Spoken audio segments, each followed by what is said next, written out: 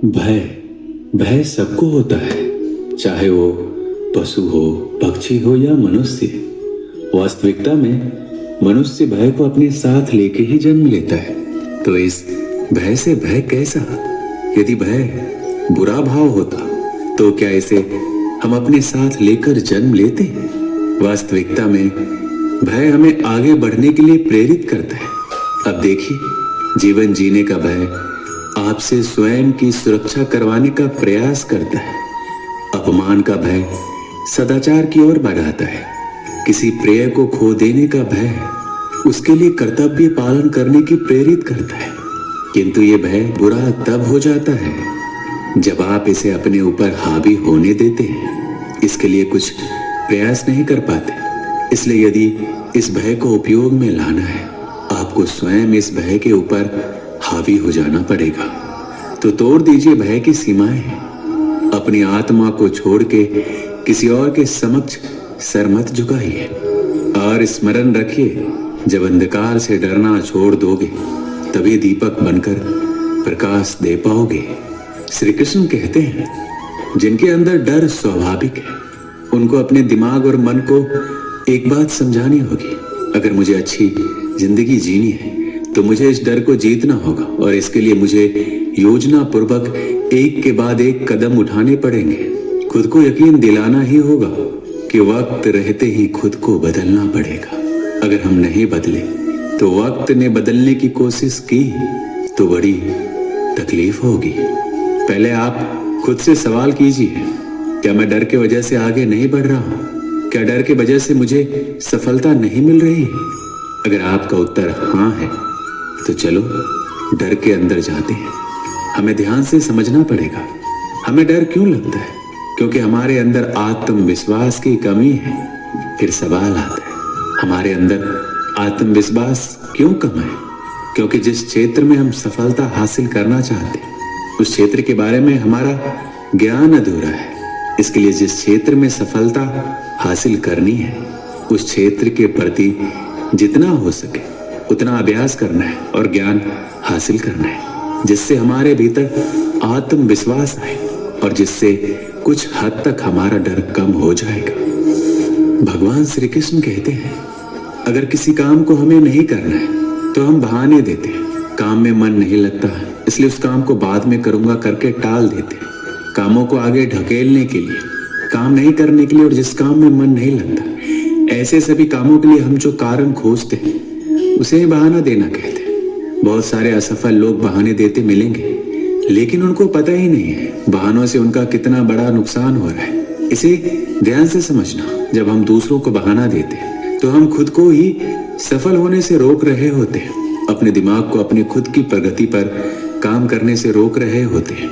हम अपने दिमाग को निष्क्रिय बनाते हैं। हम दिमाग को ऐसा प्रशिक्षण देते हैं कि वो हमारे खिलाफ काम करे। जितना ज्यादा हम बहाना देंगे उतना ही हमारे मन को खुद के खिलाफ काम करने को मजबूर कर देते हैं। इसका परिणाम ये होगा कि आप अपने ही कामों से दूर भागोगे, जिम्मेदारी से दूर भागोगे, काम में मन नहीं लगेगा, जीवन में उत्साह कम होगा, जीवन में सही निर्णय लेने में देर हो जाएगी और फिर आप सोचेंगे कि ये सब मेरे साथ ही क्यों हो रहा है? ये सब आपके साथ इसलिए हो रहा है क्योंकि आपने ही बहाने दे देकर अपने मन और दिमाग को कुछ नहीं करने की आदत डाली है। भगवान श्री कृष्ण कहते हैं, मनुष्य का स्वभाव है कमाना, संग्रह करना, फिर चाहे धन हो, नाते हो, संबंध हो या प्रसन्नता। परंतु क्या आपने कभी सोचा है, नियति ने ये संग्रह करने की प्रवृत्ति मनुष्य में क्यों डाली? एक बीज से पौधा पनपता है, उसके भोजन से फल संग्रहित होते हैं। क्यों? इसलिए ताकि वृक्ष उसे स्वयं खा सके?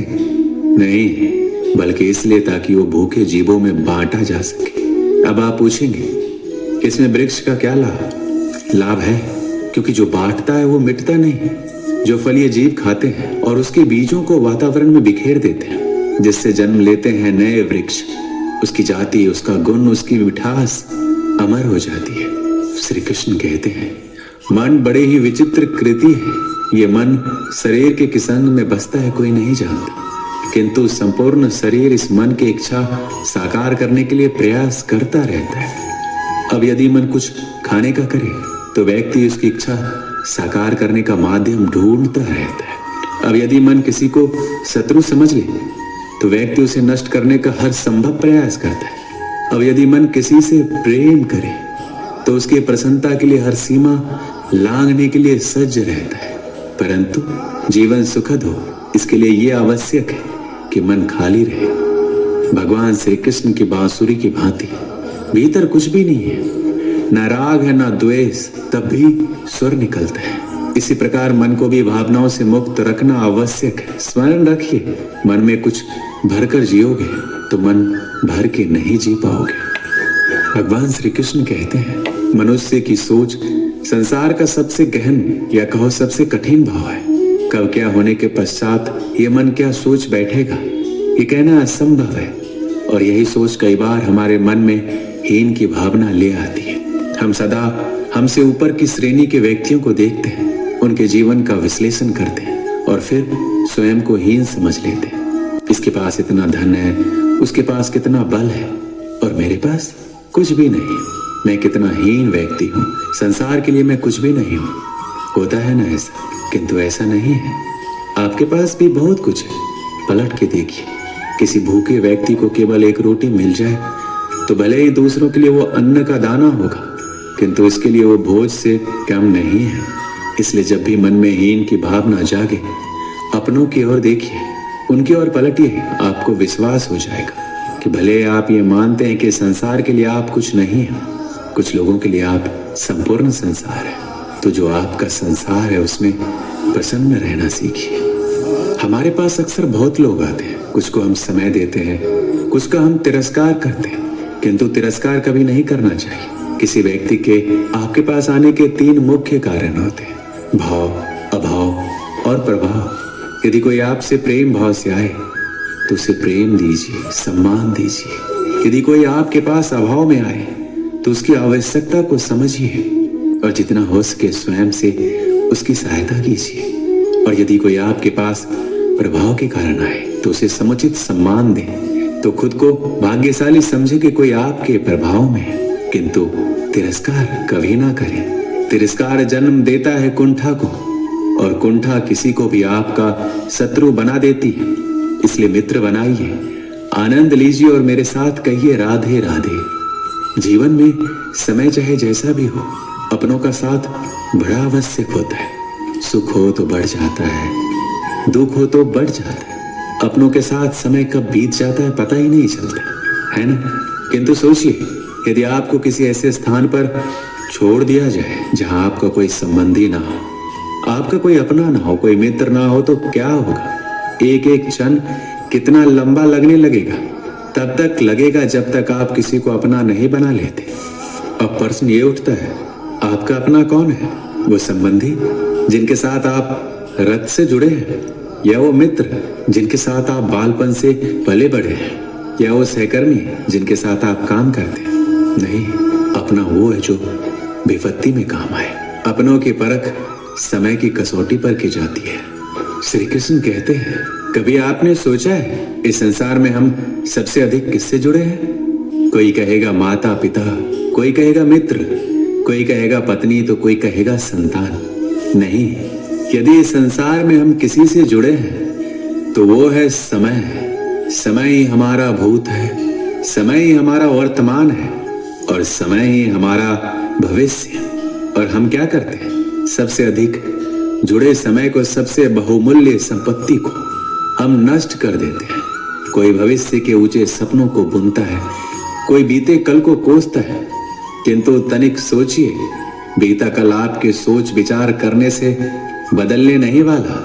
और भविष्य के विषय में सोच विचार करके यदि आप अपना वर्तमान नष्ट कर रहे हैं तो आपका भविष्य भी बीते कल की भांति ही होगा। इसलिए आज के विषय में सोचिए, उसे उत्तम बनाइए। श्री कृष्ण कहते हैं, स्वप्न और लक्ष्य कितने समान लगते हैं। इन दोनों की व्यक्ति कल्पना करता है, इन दोनों को व्यक्ति पाना चाहता है, और ये दोनों पूर्ण तो व्यक्ति स्वयं को भाग्यशाली भी समझता है। किंतु इन दोनों में अंतर है। अंतर ये है कि स्वप्न के लिए बिना मेहनत की नींद चाहिए और लक्ष्य के लिए बिना नींद की मेहनत। जो व्यक्ति स्वप्न देखने में रह जाता है उठने के पश्चात उसके हाथ खाली रह जाते हैं। और जो व्यक्ति मेहनत करता है, सोते समय उसके हाथ उसका लक्ष्य होता है। इसलिए सपने भी देखिए तो लक्ष्य समझ के। संसार में आपको कई ऐसे लोग मिलेंगे जो आपको बताएंगे कि क्या करना है, किंतु उससे भी अधिक महत्वपूर्ण बात यह है कि क्या नहीं करना है। आज मैं आपको ऐसी 3 बातें बताऊंगा जो आपको जीवन में नहीं करनी है। पहली बात, आनंद में कभी वचन मत दो। आनंद आपके तर्क को हर लेता है और फिर आनंद में दिया गया ये वचन बाद में गले की फांस बन जाता है। दूसरी बात, क्रोध में कभी उत्तर मत दो। क्रोध आपके विवेक को खा जाता है, भविष्य दृष्टि को बाधित कर देता है और फिर कुछ क्षण के लिए आया ये क्रोध और इसमें दिया गया उत्तर बाद में जीवन भर के लिए प्रश्न बन जाता है। तीसरी बात, कभी भी दुख में निर्णय मत लो। दुख आपके सोचने समझने की क्षमता को सीमित कर देता है और दुखी मन से लिए गए निर्णय सदा दुख ही देते हैं। सच कहा जाए तो वचन, उत्तर और निर्णय कभी भी जीवन में सोच विचार करके ही लेने या देने चाहिए। सोच विचार करके कार्य करोगे तो इस संसार में किसी भी समस्या का हल आसानी से मिल जाएगा। हम सबके जीवन में कभी न कभी पत्थरों का योग होता ही है। ये संसार हम पर कभी न कभी पत्थर बरसाता ही है, कभी हमें बुरा समझकर, कभी असफल मानकर, कभी हमें बुद्धिहीन मानकर। कारण बहुत सारे हैं, किंतु इन पत्थरों से हमें चोट खानी है या नहीं, ये हमारे हाथ में है। या तो आप इन पत्थरों से चोट खाकर आंसुओं से डूबे रह सकते हैं, और यदि आप चाहें तो इन पत्थरों से सेतु बनाकर समस्या का सागर पार कर सकते हैं। निर्णय आपका है। ये पत्थर प्रतीक है हमारी निंदा का, हमारी आलोचना का, और जो इस आलोचना को नकारात्मक ले गया वो केवल कष्ट ही पाएगा, और जिसने इस आलोचना को विकास का आधार बना लिया वो सफलता के शिखर चढ़ेगा। इसलिए स्मरण रखिएगा, आलोचना आपका शत्रु नहीं, आपका सबसे बड़ा मित्र है। श्री कृष्ण कहते हैं, अक्सर आपके बड़े बूढ़ों ने आपसे कहा होगा कि यह संसार दुख का मूल है और ईश्वर भक्ति उस दोष से दूर जाने का मार्ग है। किंतु सोचिए, यदि यह संसार दुख का सागर होता तो क्या नियति आपको यहाँ जन्म लेने देती? क्या ईश्वर यहाँ पर अवतार लेते? जब समस्याओं पर हमारा वश नहीं चलता, हम आरोप लगाते हैं इस संसार पे, यहाँ के लोगों पे, सोचते हैं काश वो यहाँ पर आया ही नहीं होता। एक किसान बंजर धरती पर जाता है और अपने परिश्रम से उसे लहलहाते खेत में परिवर्तित करता है। एक दर्जी जिसके पास एक सामान्य सा वस्त्र जाता है, अपने परिश्रम से उसे एक सुंदर वेश में परिवर्तित कर देता है। आप भी परिश्रम कीजिए। ये महत्वपूर्ण नहीं है कि आप किस संसार में आए हैं, ये महत्वपूर्ण नहीं है कि आप यहाँ कैसे आए। अगर कुछ महत्वपूर्ण है तो ये है, जब आप गए तब आप इस संसार को कैसा छोड़ के गए। और ये सोच के जिए कि जो किसी के लिए नर्क है वो किसी का स्वर्ग बनाकर निकलोगे तो आपका जीवन और आपका संसार दोनों धन्य हो जाएंगे। पाना और खोना दोनों जीवन के महत्वपूर्ण भाग हैं। जीवन पर व्यक्ति कुछ पाता है तो कुछ खोता है। कभी धन खोता है, कभी सम्मान, कभी मित्र, कभी अभिमान। किंतु खोना बुरी बात नहीं है, क्योंकि खोने के साथ ही वो आपको एक अमूल्य सीख दी जाता है कि कैसे उसे दोबारा ना खोया जाए। इसलिए यदि कुछ गवा दिया तो उससे मिली सीख ना गवाए, क्योंकि उसी सीख की सहायता से आप अपना खोया हुआ पुनः पा सकते हैं। जीवन में कुछ पाना हो तो सोच और कर्म बड़े आवश्यक होते हैं, किंतु क्या केवल सोच से, क्या केवल कर्म से आपको सफलता मिलती है? नहीं, कुछ लोग सोचते रह जाते हैं, कर्म नहीं करते, और इस कारण से उन्हें सफलता नहीं मिलती। कुछ लोग बिना सोचे समझे कर्म करते रह जाते हैं, उन्हें भी सफलता नहीं मिलती। स्मरण रखिएगा, वृक्ष को काटना हो तो कुल्हाड़ी के लगातार प्रयास करने के साथ ही कुल्हाड़ी किस दिशा में मारी जानी चाहिए, इसका ध्यान रखना जरूरी है। सोच और कर्म इनका ठीक से सम्मिश्रण करेंगे तो अवश्य ही सफलता मिलेगी। हम मनुष्य कितने ढीठ होते हैं, एक बार लक्ष्य पर दृष्टि साध ली तो उसे पाने के लिए जी जान लगा देते हैं, किंतु उस लक्ष्य को पाने की आतुरता में उस मार्ग का आनंद लेना ही भूल जाते हैं। स्वास्थ्य को दांव पर लगाते हैं धन कमाने के लिए, और फिर वही धन गवा देते हैं स्वास्थ्य को पुनः सुधारने के लिए। देखिए, चाह बुरी बात नहीं है, किंतु चाह को पूर्ण करने की चाह में उस मार्ग का आनंद लेना भूल जाना, ये तो मूर्खता है। कभी कभी पूर्ण पाने की चाह में व्यक्ति सब कुछ गवा देता है, भूल जाता है कि आधा चंद्रमा अधिक सुंदर होता है जो नहीं है। उसे पाने का प्रयास आप अवश्य कीजिए, किंतु जो है उसका संपूर्ण आनंद लेने में वंचित मत रहिए।